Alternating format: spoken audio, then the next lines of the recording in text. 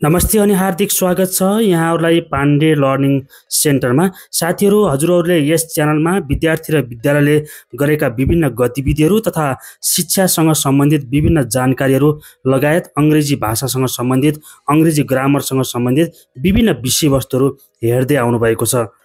आज पनि तपाईँहरूलाई हामीले विद्यार्थीहरूले गरेको अत्यन्त पुण्यको काम देखाउन जाँदैछौँ।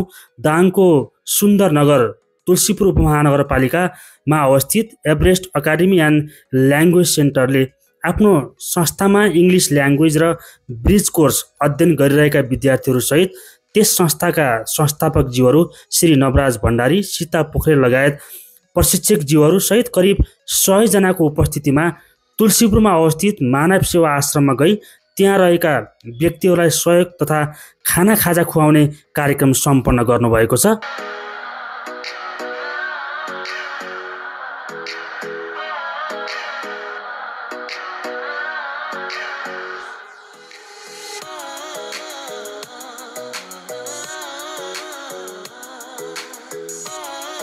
अहिले भाइ बहिनीहरू मानव सेवा आश्रमभित्र प्रवेश गरिरहनु भएको छ र लाइन बाई लाइन उहाँहरूभित्र प्रवेश गरिदिनुहुन्छ।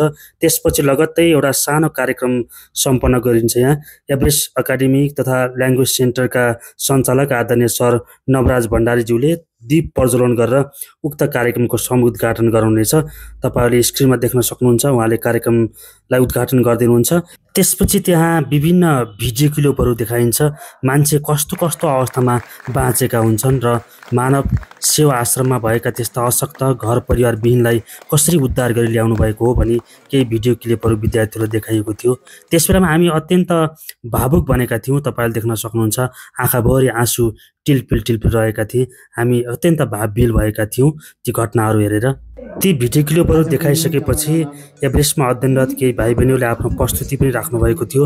सञ्चालक सर नवराज भण्डारीले पनि कार्यक्रमको बारेमा प्रकाश पार्दै मानवता के हो, मानव सेवा किन गर्नुपर्छ लगायतका विभिन्न विषयमा सम्पूर्णलाई यस्तो पुण्य काममा लाग्न आह्वान गर्नुभएको थियो। तपाईँले यहाँ देख्न सक्नुहुन्छ। आउनुभएका मेरो सम्पूर्ण साथीहरूले र अन्य व्यक्तिहरूले पनि बुझ्नुभयो होला कि हामी मानवलाई यति सेवा गर्नु पर्दो रहेछ। जो कोही मेरो नाम स्मिता डाङ्गी, मेरो घर रोल्पा। म चाहिँ एउटा गजल भन्न गइरहेकी छु। आउँदैनन् ती बैगुनीहरू कहाँ छन्, खै तर भेट्न आउँदैनन् ती बैगुनीहरू भेट्न आउँदैनन्। धन्यवाद। जय मानव सेवा। जय मानव सेवा। जय मानव सेवा। जसका कोही हुँदैनन्, जसको केही हुँदैन, उसैको सेवामा समर्पित मानव सेवा आश्रम यस तुलसीपुर शाखाका प्रमुख। यस मानव सेवा आश्रममा विभिन्न जिम्मेवारीमा रहनुभएका यहाँका कर्मचारीज्यूहरू, एभरेस्ट एकाडेमीबाट पाल्नुभएका आदरणीय सीता पोखरेल म्याडम, खुमराज पाण्डे सर, गौरव थापा सर र विभिन्न जिल्लाबाट आफ्नो भविष्य उज्जवल गराउनको लागि एभरेस्ट एकाडेमीलाई रोजेर आउनुभएका सम्पूर्ण प्यारा भाइ बहिनीहरू, आज हामीले पढ्दै गर्दा आज हामीले केही बाहिरी कुरा पनि सिक्नुपर्छ भन्ने उद्देश्यले पढेर आफूले व्यवहारमा परिवर्तन गर्नुपर्छ। हामीले गाउँ समाजका कुरा, राष्ट्रका कुरा, आफ्नो धर्मका कुरा, संस्कारका कुराहरू, धेरै कुराहरू जान्न जरुरी हुन्छ।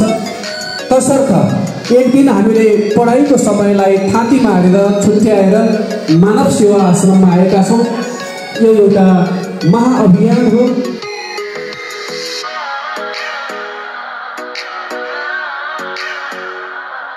अहिले एभरेस्ट अकाडेमी एन्ड ल्याङ्ग्वेज सेन्टरकी सञ्चालिका आदरणीय म्याडम सीता पोखरेल भण्डारीले मानव सेवा आश्रममा नगद रुपियाँ सहित सहयोग गर्नुभएको दृश्य तपाईँले देखिरहनु भएको छ।